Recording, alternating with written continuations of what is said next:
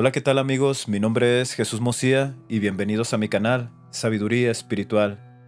¿Qué vamos a ver el día de hoy? Hoy vamos a tener la exposición del capítulo 9 del libro secreto de Juan. Un capítulo de mucha importancia porque vamos a ver cómo es que se forma el hombre humano físico, que en este caso pues es Adán.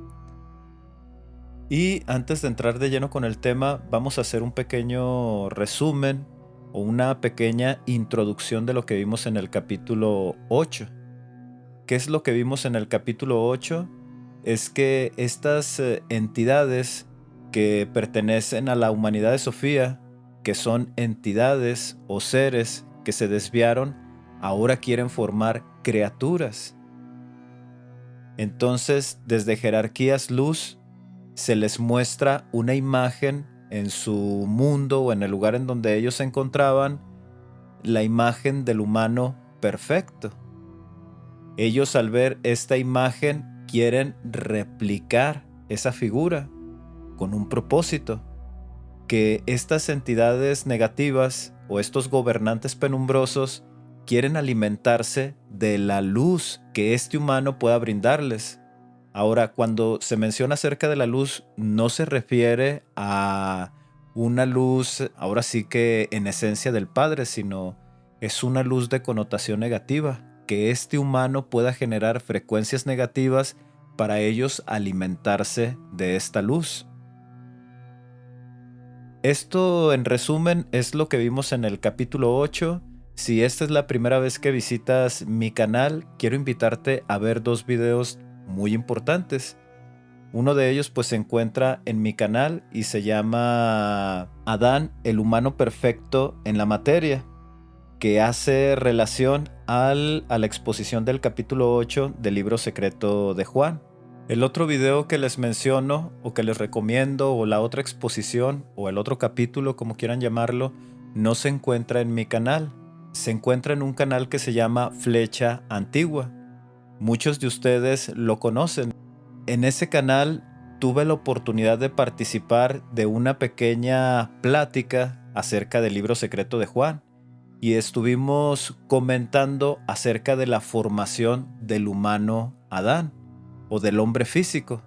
Entonces allí hay información muy valiosa en esa conversación en Flecha Antigua y quiero invitarlos a que vayan a ese canal a ver esa exposición o esa plática. El video lleva por nombre El verdadero origen de Adán. Entonces, estos dos videos que yo les estoy mencionando va a ser de suma importancia que puedan verlos si esta es la primera vez que visitan mi canal. Si han estado siguiendo los videos, pues ya estoy redundando mucho y vamos a entrar de lleno con el tema. Vamos a entrar de lleno con el capítulo 9 del libro secreto de Juan. Hay tres puntos que no debemos dejar pasar. El primero de ellos, que se hizo mención en ese video del canal de Flecha Antigua, es que 365 demonios participaron en la formación del cuerpo físico. Ese es un punto. El otro punto son las bases en las que está constituido el cuerpo físico. Y el tercero y último, o vamos a hablar acerca de demonios, porque así es como lo menciona en el libro secreto de Juan, que son los que controlan la materia o esa dimensión que está preparada para el hombre para que pueda ser moldeable y manipulable hacia el mal. Entonces, estos tres puntos son los que nosotros debemos anotar ahí en una libreta para poder entender el capítulo 9 del libro secreto de Juan. Muy bien, vamos a empezar. Ya habíamos leído los primeros versículos acá en la exposición del capítulo 8, pero aún así vamos a leerlos. ¿Para qué? Para que podamos ir acorde a los capítulos. Si han tenido la oportunidad de leerlo, el libro secreto de Juan en inglés, estos versículos que vamos a leer pertenecen al capítulo 8, pero aquí en español aparece en el capítulo 9, pero no pasa absolutamente nada. Vamos a leerlos nuevamente solamente para ir acorde a lo que estamos leyendo y no brincarnos versículos. Dice en el capítulo 9, versículo 1, dice: Yaldabaoth les dijo a las autoridades que estaban con él: Venid, creemos a un ser humano a imagen de Dios y con semejanza a nosotros mismos, para que esta imagen humana nos dé luz. Entonces ya lo habíamos visto, ¿sí? En la exposición del capítulo 8. La imagen que iban a formar era la réplica de esa figura de luz o esa esencia o esa presencia energética con figura humana, pero iba a tener semejanza a Yaldabaoth o a esas humanidades desviadas, que esta figura pudiera también tener un comportamiento retorcido, y de esas frecuencias que generaría de comportamientos inadecuados o retorcidos se iban a alimentar. Entonces dice el versículo 2, dice: crearon con sus poderes y copiaron los rasgos que habían aparecido. Cada una de las autoridades aportó un rasgo psíquico correspondiente a la figura de la imagen que había visto. Este viene siendo un resumen de lo que vamos a ver en el capítulo 9. Estas autoridades son los 365 demonios que habla más adelante en los últimos versículos del capítulo 9 que participaron en la formación de este cuerpo físico. Ahora dice en el versículo 3, dice: crearon a un ser como la primera humanidad perfecta. Y esto es algo que no debemos olvidar. Hay que resaltarlo. Dice: crearon a un ser como la primera humanidad perfecta. Eso es lo que hay que resaltar. Y dijeron: llamémosle Adán, para que su nombre nos dé el poder de la luz. Entonces, si logran formar, obviamente también el versículo 3 forma parte de un resumen de lo que vamos a ver más adelante, ¿sí? Si lo logran, y se va a llamar Adán, para que ese nombre pueda darles el poder de la luz. ¿Cuál luz? No es una luz benigna, sino que Adán iba a generar frecuencias contrarias o corruptas o desviadas, y de esta manera va a alimentar a estos gobernantes penumbrosos. Entonces, estos primeros 3 versículos ya los habíamos analizado y ahora vamos a entrar a lo que corresponde al capítulo 9. Dice: los poderes empezaron a crear. El primer poder, esos hay que irlos anotando, el primer poder, que es la bondad, creó un alma de hueso. El segundo, el pensamiento anterior, creó un alma de tendón. El tercero, la divinidad, creó un alma de carne. El cuarto, el señorío, creó un alma de médula. El quinto, el reino, creó un alma de sangre. El sexto, los celos, creó un alma de piel. El séptimo, la comprensión, creó un alma de párpado. Muy bien, vamos a organizar estos versículos que son 4, 5, son el 4 y el 5. Entonces, ¿qué es lo que está sucediendo en estos versículos? Hay algo que nosotros debemos anotar ahí. Estamos viendo los elementos base de lo que está constituido el cuerpo físico. Hasta aquí estamos bien. Ahora, ¿de qué está constituido el cuerpo físico? De hueso, de tendón, de carne, de médula, de sangre, de piel y de párpado. Reflejos. A eso se está refiriendo. Entonces, vamos a dejar esto por un lado, vamos a anotarlo y vamos a continuar con los otros versículos. Vamos a brincarnos algunos porque está hablando acerca de los nombres de los demonios y qué parte del cuerpo van formando. Los ojos, la nariz, la boca, el pelo, los dedos, el pecho derecho, el pecho izquierdo, los genitales, la rodilla izquierda. Entonces esos versículos los vamos a brincar, pero sí hay unas partes que vamos a ir leyendo. Entonces, por ejemplo, ahorita leímos 4 y 5. El otro que sí vamos a leer es el versículo 6. Dice: la multitud de ángeles, ahora no son ángeles buenos, sino se refiere a estos gobernantes penumbrosos o arcontes. No pensemos a estas alturas ya de estudio del libro secreto de Juan que son ángeles de connotación positiva. No, no son ángeles de connotación positiva, se refiere a los arcontes o a los gobernantes o a los demonios. Vamos a continuar leyéndolo, dice: la multitud de ángeles permaneció a la espera y recibió estas 7 sustancias psíquicas de las autoridades. Ahora, ¿cuáles 7 sustancias psíquicas son las que vimos anteriormente? El hueso, el tendón, la carne, médula, sangre, piel y párpado.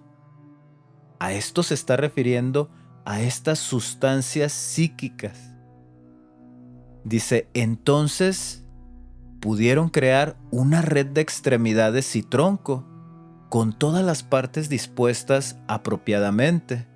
Entonces, ¿qué es lo que empiezan a hacer estos demonios? Es que le empiezan a dar forma de humano con estos elementos. Y empiezan en el versículo 7, dice: el primer ángel empezó creando la cabeza, y ya dice el nombre: Eterafaope Abrón creó la cabeza, Menigestroet creó el cerebro, Astrecme el ojo derecho, Taspomoca el ojo izquierdo, Hieronymus la oreja derecha, Bisom la oreja izquierda. Entonces vamos a seguir el patrón, no los vamos a leer todos, pero es lo que va sucediendo con estos 365 demonios. Empiezan a formar la figura humana. De aquí nosotros nos vamos a brincar hasta el versículo 18, porque hay una mención acerca de estos demonios o de estos gobernantes penumbrosos. Dice en el versículo 18: los ángeles nombrados sobre todas estas partes del cuerpo psíquico. Ahora, nuevamente hay que regresarnos. ¿Cuál es el cuerpo psíquico? Son los versículos 4 y 5. Hueso, tendón, carne, médula, sangre, piel y párpado. Entonces, los ángeles nombrados sobre todas estas partes del cuerpo psíquico son Atot, Armas, Calila, Yabel, Sabaoth, Caín y Abel.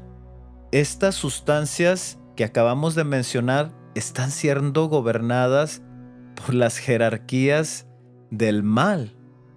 Nada más fíjense, están siendo gobernadas y regidas por estas jerarquías, por la jerarquía del mal.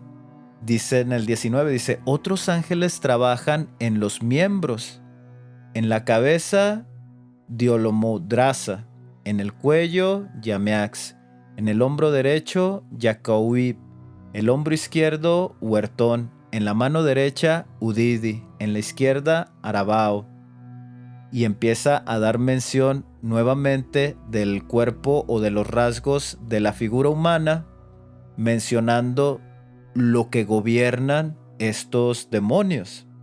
Hay otra pausa que aparece en el versículo 24, donde hace mención de unos ángeles, pero no son ángeles. Recordemos que en capítulos anteriores, creo que es el 7, en el capítulo 7, Yaldabaoth a sus jerarquías les pone otro nombre correspondiente a la luz.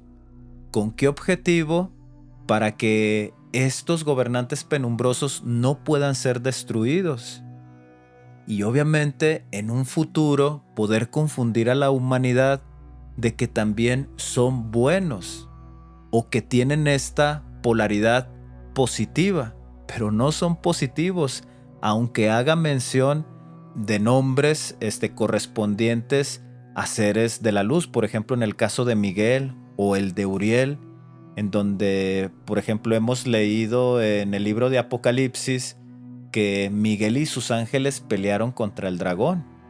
Entonces no es ese Miguel, no es, son demonios también y tienen estos nombres. ¿Con qué objetivo?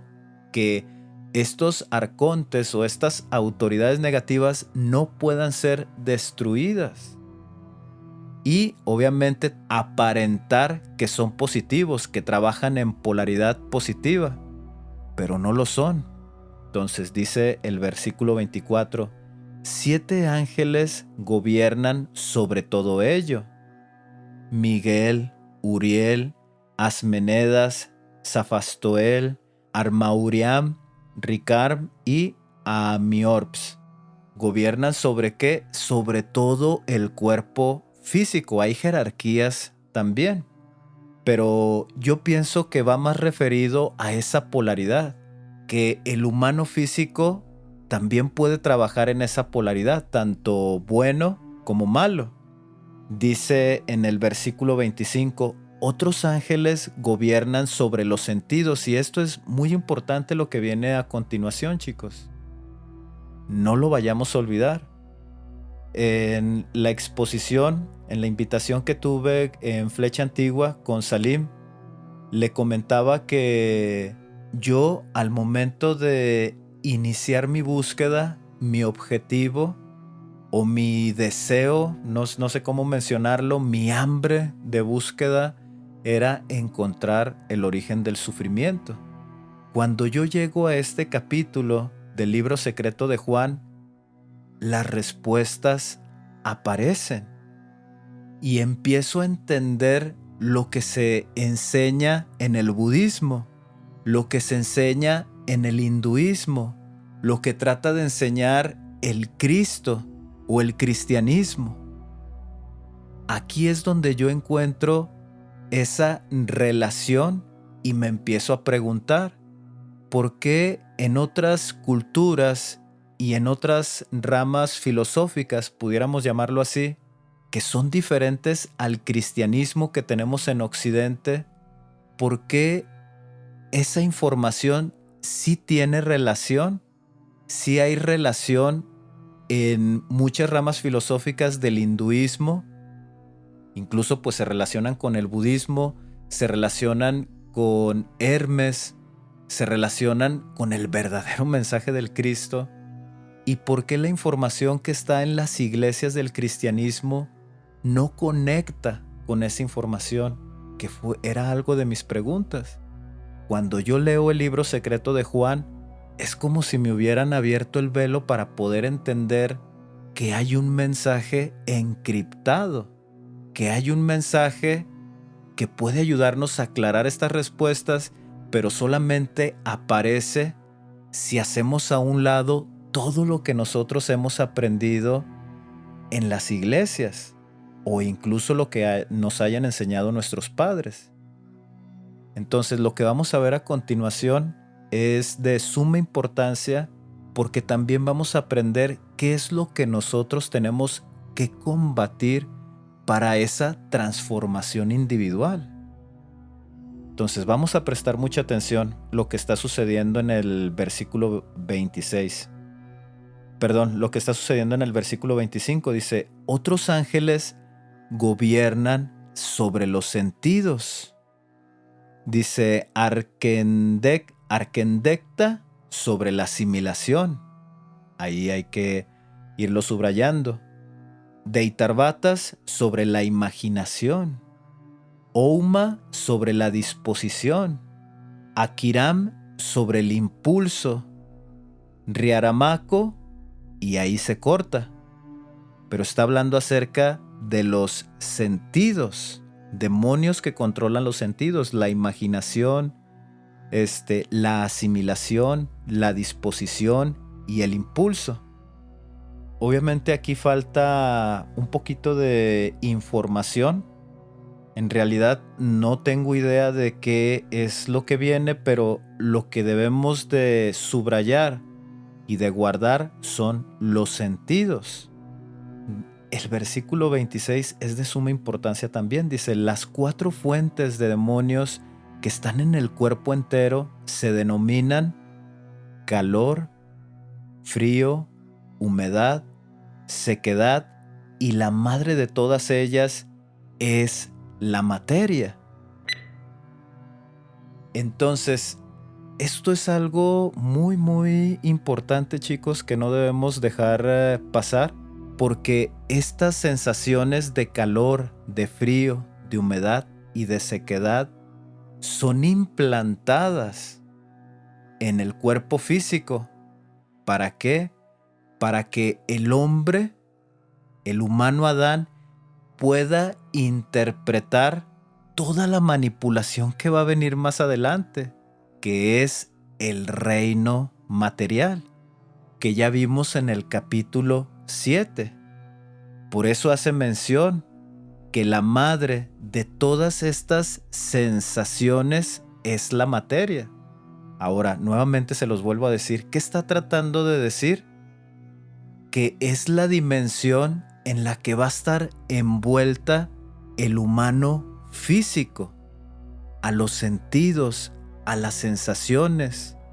En su creación mental, al momento de pensar, también va a tener manipulación para que pueda interpretar esa dimensión.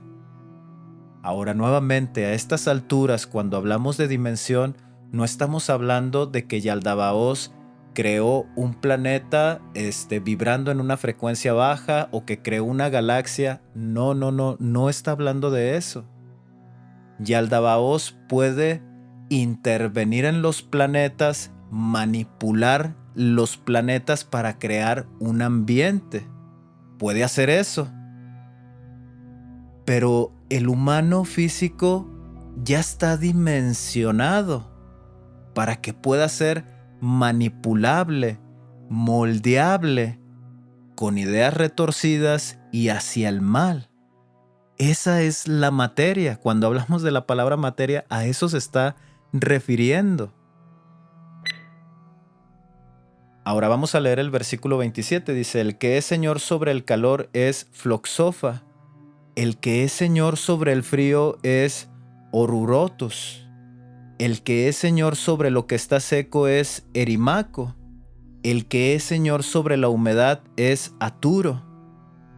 La madre, dice el versículo 28, dice, la madre establece entre ellos Onortocras, que es ella y es ilimitada y se mezcla con todos ellos. ¿A qué se está refiriendo? A la materia, a esa dimensión en donde van a poder manipular a través de los sentidos, a través de sus pensamientos al hombre físico. De hecho, ella es materia, aquí lo dice a continuación, dice, pues a través de ella se nutren los demonios. ¿Por qué?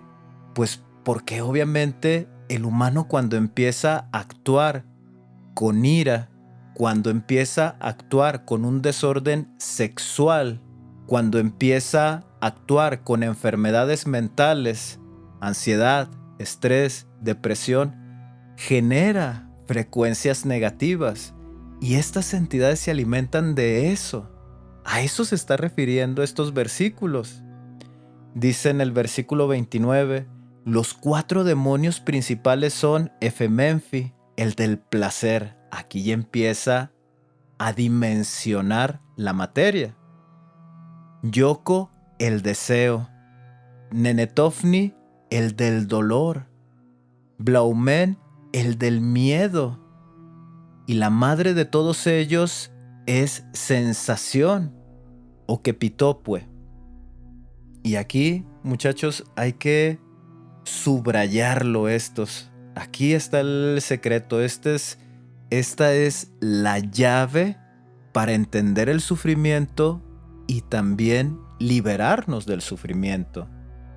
Dice, de estos 4 demonios han venido pasiones. Ahora, ¿cuáles 4 demonios? la humedad, la sequedad, el calor y el frío, que producen sensaciones, que producen pensamientos retorcidos, que producen placer.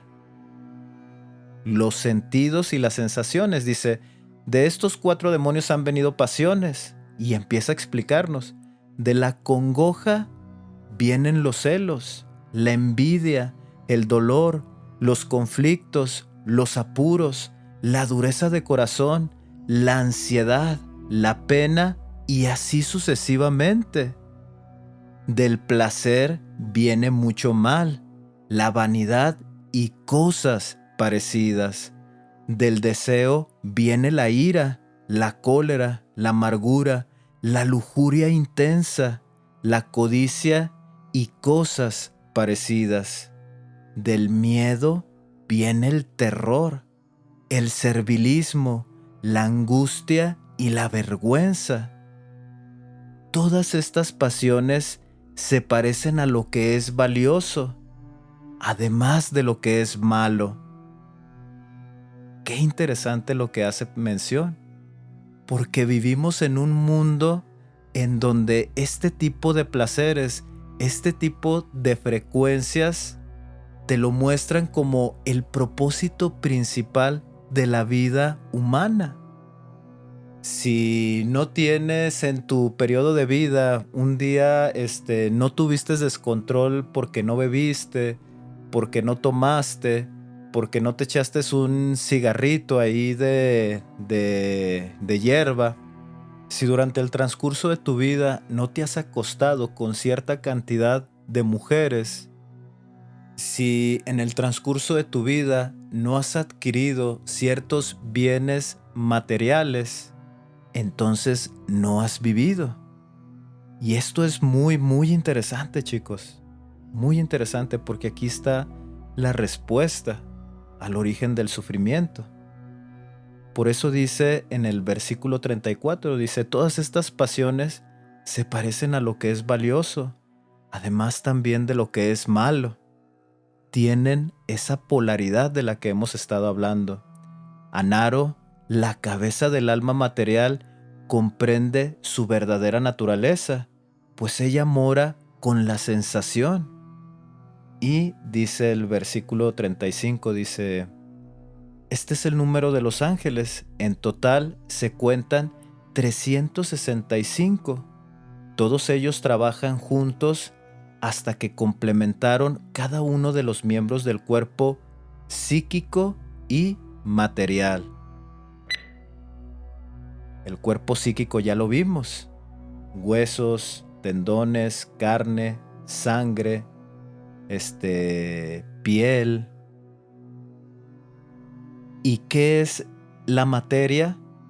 Son las sensaciones y la percepción que he injertado en el cuerpo físico para que pudiera comprender lo que va a suceder en un futuro con los humanos, cómo se les va a manipular según sus sentidos para poder engañarlos y que puedan generar energías contrarias.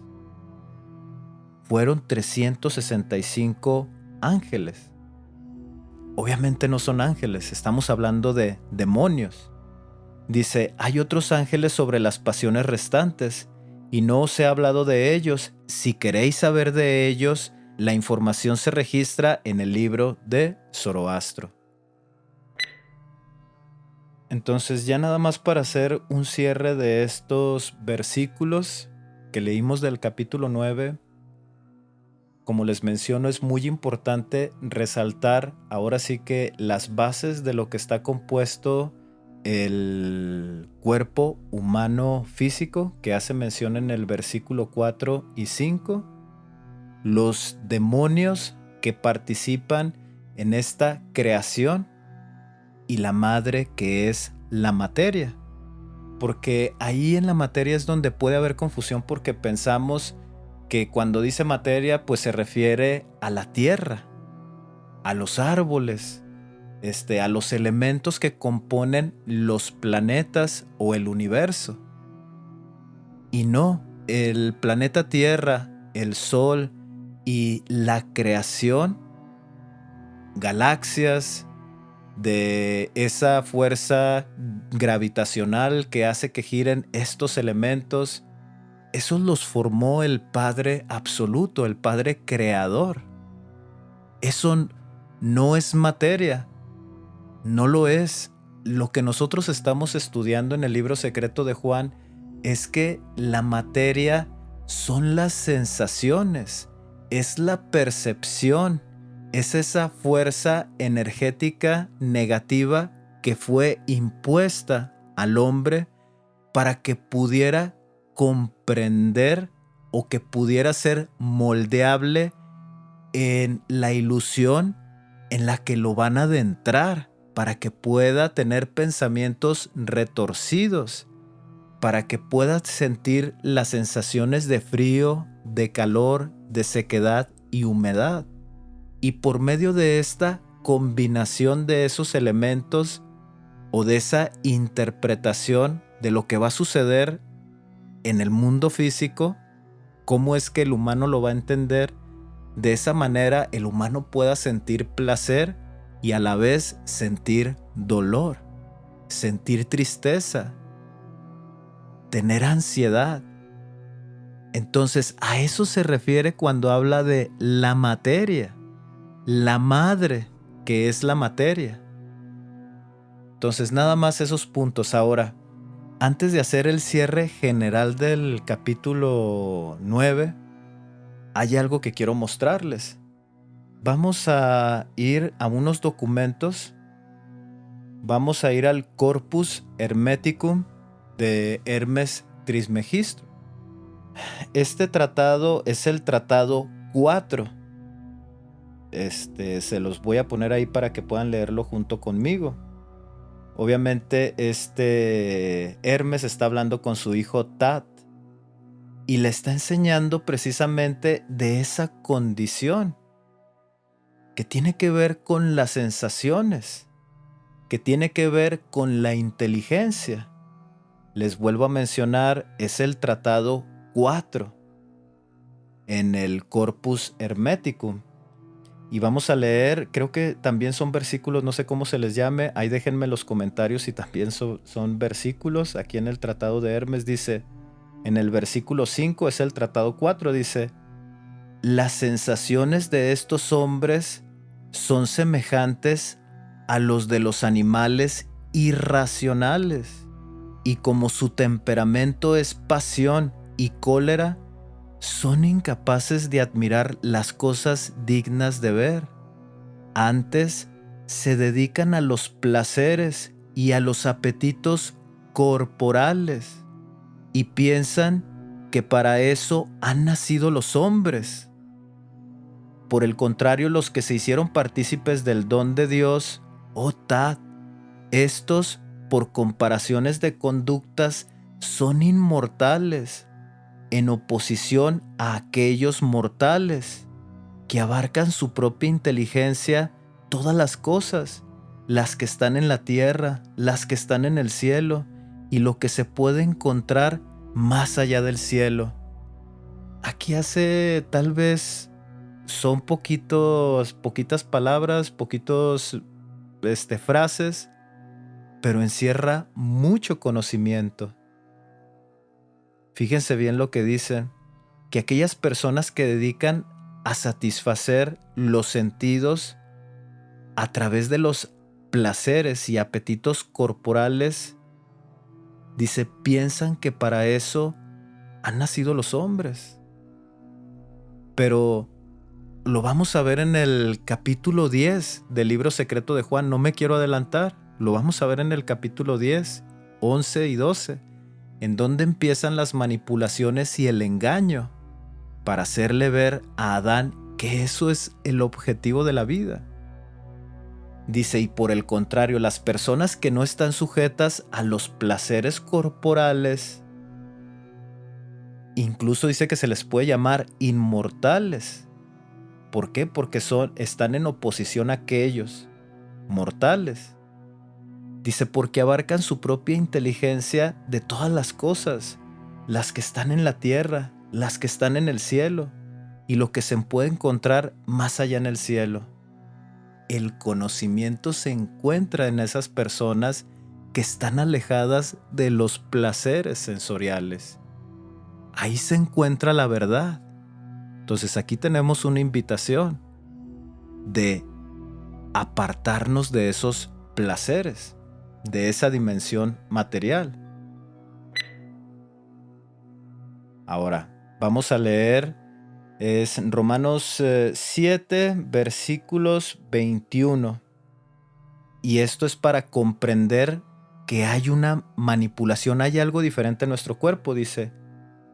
Así que, queriendo yo hacer el bien, hallo esta ley, que el mal está en mí, porque según el hombre interior, me deleito en la ley de Dios. ¿Cuál es el hombre interior? Pues obviamente se refiere al espíritu, a esa alma que proviene de la luz, de la humanidad de Sofía en este caso.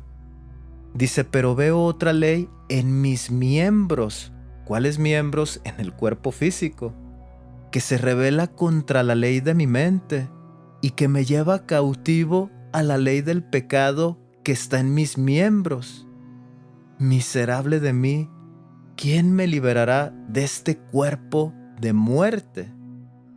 Gracias a Dios por Jesucristo, Señor nuestro. Así que yo mismo con la mente sirvo a la ley de Dios, mas con la carne la ley del pecado.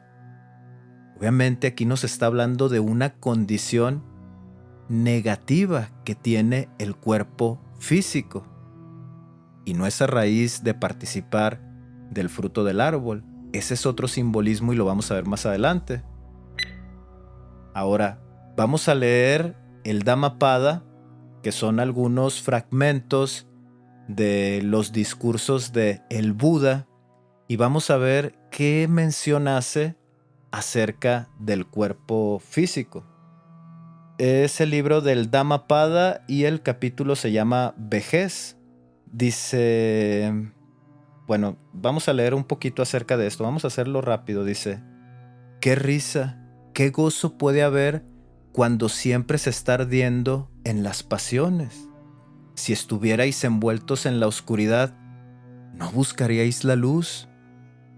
Contemplad este bello cuerpo, masa de dolores, montón de grumos, trastornado, en el que nada dura, nada persiste. Decadencia para este cuerpo, nido de enfermedades, perecedero, esta putrecible masa se destruye. Verdaderamente, la vida acaba en la muerte.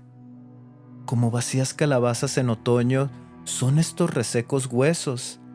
¿Qué placer hay en mirarlos?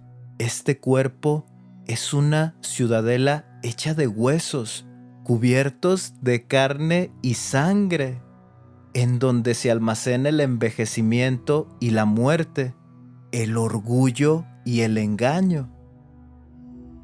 El Buda en su introspección comprende el origen del sufrimiento y sabe que se encuentra codificado en el cuerpo físico.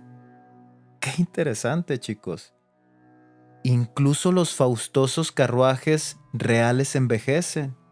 También el cuerpo envejece. Pero la enseñanza de los buenos nunca envejece. Así lo bueno permanece entre los buenos. Aquel que aprende poco crece como un buey, crece en carne, pero no en sabiduría. A través de muchas vidas he errado en el samsara buscando, pero no he encontrado al constructor de la casa. Sufrimiento total en este volver y volver a nacer. Y esta es una condición que menciona el Buda, que hay un tiempo en el que no se pone a pensar por qué tenemos esta condición. Se está preguntando sobre el constructor de la casa. ¿Quién lo construyó? Ahora fíjense. Oh constructor de la casa, ahora te percibo. No volverás a construir esta casa. Todas las vigas han sido quebradas. Se ha aniquilado el soporte central. Mi mente ha alcanzado lo incondicionado. Habiéndolo alcanzado, representa el fin del apego. ¿Qué es lo que nosotros estamos viendo? El Buda comprendió en su introspección, en ese análisis, en su iluminación, quién era el constructor de la casa, y habla acerca del apego. Obviamente se refiere a esas sensaciones, a esos placeres que generan apego a querernos reencarnar cada vez solamente para satisfacer nuestros deseos carnales. Al no haber vivido la noble vida, al no haber adquirido la riqueza en su juventud, tales hombres desfallecen como viejas garzas en un estanque sin peces. Aquellos que no han observado la vida santa, que en su juventud no han adquirido tesoros, se tornan como inútiles arcos mirando hacia el pasado. ¿Qué es esa mención?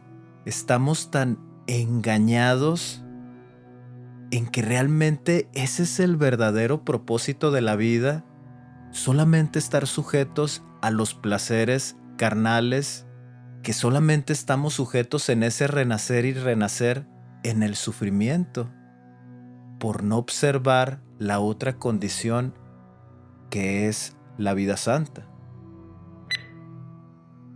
Ahora, hay otro. Este está muy hermoso también, es otro libro, es hinduista, se llama el Ashtavakra Gita. Y solamente vamos a leer, ahora sí de aquí vamos a leer poquito, sí, porque ya estamos a tiempo. Dice, Janaka preguntó. Janaka era un rey en la India y él empieza a tener ese impulso de investigar ese proceso del despertar espiritual y ese proceso de la liberación de los deseos carnales. Y Ashtavakra es el maestro, es el iluminado que se encuentra en esa época. Dice, Janaka preguntó, ¿cómo se puede adquirir la sabiduría? ¿Cómo se puede alcanzar la liberación? ¿Cómo se puede solidificar el renunciamiento? Dímelo, maestro.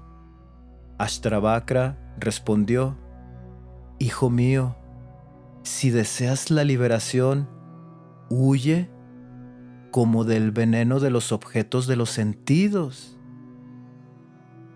y busca como agua vivificante la caridad, la rectitud, la piedad, el contento y la verdad. Este maestro está enseñando que el camino hacia la liberación del sufrimiento, el camino hacia la trascendencia espiritual, está en huir de los sentidos. Incluso dice, considéralos como veneno. Y en lugar de tratar de cumplir tus placeres corporales, dice, busca como agua vivificante la caridad, la rectitud, la piedad, el contento y la verdad. Qué interesante, chicos. Y ahora sí vamos a leer el último, que es es en el Bhagavad Gita. Este es otro libro hinduista, muy manipulado, al igual que la Biblia, pero contiene ahí ciertos destellos del mensaje de esto que nosotros estamos viendo y cómo tienen relación. Aquí en el Bhagavad Gita hay dos personajes, uno es Arjuna y el otro es Krishna. Y Arjuna está a punto de pelear contra sus parientes. Sus parientes son de una condición muy negativa, muy oscura. Si quieres saber un poquito más, hice un video que se llama Introducción al Bhagavad Gita. Puedes verlo para no tomar mucho tiempo aquí e irnos a la lectura. Entonces, Arjuna le pide a Krishna ya en el campo de batalla que ponga el carro en medio de los dos bandos.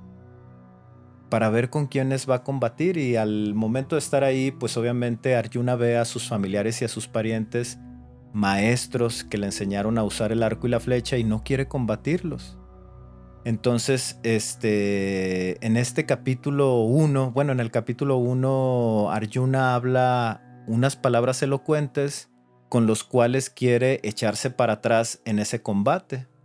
En el capítulo 2, Krishna empieza a animarlo, empieza a enseñarle qué es un verdadero sabio. Hay unas preguntas que le pregunta Arjuna, donde le dice cómo puede reconocer al hombre sabio, al hombre que está iluminado. Esto viene en el capítulo 2. Krishna le empieza a contestar cómo es este personaje. Y hay una característica principal que hace mención Krishna sobre esta persona, sobre este hombre de sabiduría inmutable. Dice en el versículo 61, en el versículo 60, vamos a empezar desde ahí, dice: Oh Kaunteya, los turbulentos sentidos fuerzan a ir por el mal camino a la mente de aquel que está luchando para perfeccionarse. Entonces, al momento de que se toma la decisión del cambio, estos demonios aparecen en los sentidos. ¿Y cuál es su propósito? Incitar al hombre al mal. Dice en el 61, dice: controlándolos, el hombre de conocimiento firme debe meditar en mí. Sin duda, la sabiduría de aquel que ha controlado sus sentidos no vacila más. En el que piensa en los objetos, nace el apego. Del apego nace el deseo. Del deseo, y entre paréntesis dice frustrado, nace la ira. De la ira nace la ofuscación. De la ofuscación nace la confusión. De la ofuscación nace la confusión de la memoria.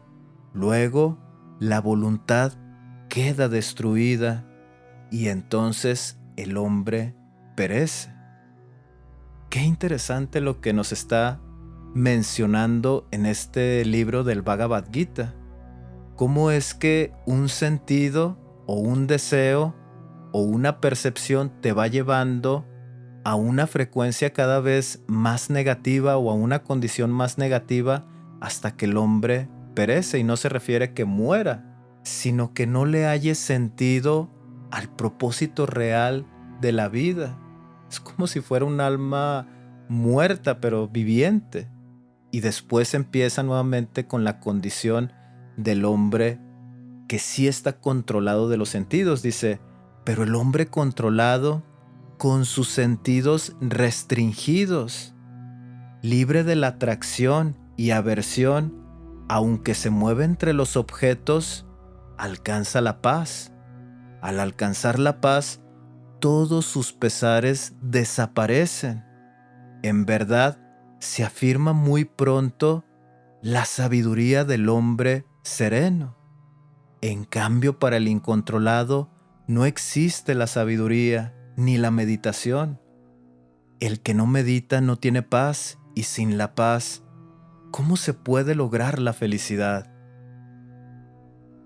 Ahora, cuando habla de que los sentidos tienen que estar restringidos, pues obviamente no se está refiriendo a que tenemos que llegar a una condición en la que ya no podamos sentir nada. No se está refiriendo a eso.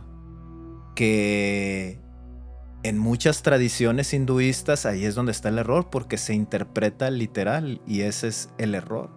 Sino lo que le está enseñando Krishna a Arjuna es que tiene que refrenar ese deseo. Tiene que tener la capacidad intelectual de poder frenar esos deseos que vienen de esa manipulación física y corporal, de esos demonios. A eso se está refiriendo. Tiene que tener la capacidad intelectual, espiritual, para poder refrenar esos deseos. A eso se está refiriendo. Ahora, ¿cómo combatimos Aquí lo tenemos, en el que leímos anteriormente, donde le dice Ashtravaka a Janaka, le dice: busca como agua vivificante la caridad, la rectitud, la piedad, el contento y la verdad. Obviamente, ya para hacer un cierre del capítulo 9 y terminar esta exposición, parte del plan de la luz es que estos cuerpos físicos dimensionados en la materia, que podamos transformarlos hacia la luz. Eso forma parte del plan de ascenso, que nosotros podamos tener esa capacidad espiritual, porque solamente se puede lograr con una fuerza espiritual, con una fuerza luz, el poder controlar las sensaciones, los deseos corporales.